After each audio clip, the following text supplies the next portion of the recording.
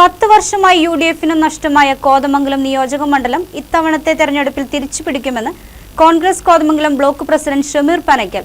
Record ഭൂരിപക്ഷത്തിൽ UDF സ്ഥാനാർത്ഥി ഷിബു തെക്കുംപുറം വിജയിക്കുമെന്നും അദ്ദേഹം കൂട്ടിച്ചേർത്തു. KCV വാർത്തകളോട് സംസാരിക്കുകയായിരുന്നു ഷമീർ പനക്കൽ. പോളിംഗ് ശതമാനം ഉയർന്നത് LDF സർക്കാരിനെതിരെയുള്ള ജനവികാരമാണെന്നും കോതമംഗലത്തെ MLA-ക്കെതിരെയുള്ള ജനവിരുദ്ധ വികാരം നിയമസഭാ തെരഞ്ഞെടുപ്പിൽ പ്രതിഫലിച്ചിട്ടുണ്ടെന്നും കോൺഗ്രസ് ബ്ലോക്ക് പ്രസിഡന്റ് ഷമീർ പനക്കൻ പറഞ്ഞു. MLA സംബന്ധിച്ചിടത്തോളം 10 വർഷക്കാലം തുടർച്ചയായി ആളുകളെ കബളിപ്പിക്കുകയും ആളുകളെ തെറ്റിദ്ധരിപ്പിക്കുകയും ഒക്കെ ചെയ്തു പോയതിൻ്റെ ഒരു വിലയിരുത്തൽ സ്വാഭാവികമായിട്ടുണ്ടായിട്ടുണ്ട്.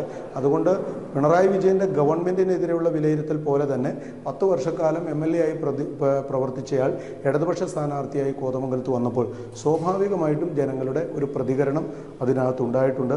കോതമംഗലത്തിന്റെ വികസന പ്രവർത്തനങ്ങളിൽ MLA-യുടെ ഇടപെടൽ ഉണ്ടായിട്ടില്ലെന്നും വന്യമൃഗശല്യം അടക്കമുള്ള വിഷയങ്ങൾ പരിഹരിക്കാൻ MLA-യും സർക്കാരും ശ്രമിച്ചിട്ടില്ലെന്നും ഷമീർ പനക്കൻ കുറ്റപ്പെടുത്തി.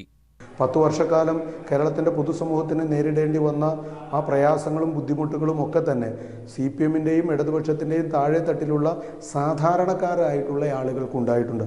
അതുകൊണ്ട് ഞങ്ങൾ ഈ തെരഞ്ഞെടുപ്പിൻ്റെ സ്ഥാനാർത്ഥി പര്യടന വേളകളിലും തെരഞ്ഞെടുപ്പിൻ്റെ മറ്റ് പ്രചരണ വേളകളിലുമൊക്കെ താഴെത്തട്ടിലെ ആളുകളുമായി സംവദിച്ചപ്പോൾ CPM-ൻ്റെ ഭാഗത്തു നിന്ന് അല്ലെങ്കിൽ അവർക്ക് പരമ്പരാഗതമായി വോട്ട് ചെയ്തിട്ടുള്ള ജനവിഭാഗങ്ങളൊക്കെ തന്നെ ഈ പ്രാവശ്യം UDF-ന് അനുകൂലമായ നിലപാട് സ്വീകരിക്കുമെന്ന് ഞങ്ങളോട് തന്നെ നേരിട്ട് പറഞ്ഞിട്ടുണ്ട്.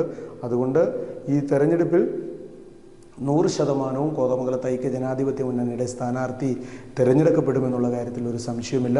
തദ്ദേശ തെരഞ്ഞെടുപ്പിൽ UDF നേടിയ മികച്ച വിജയം നിയമസഭാ തെരഞ്ഞെടുപ്പിൽ ഉണ്ടാകുമെന്നും അദ്ദേഹം കൂട്ടിച്ചേർത്തു. News desk KCV news.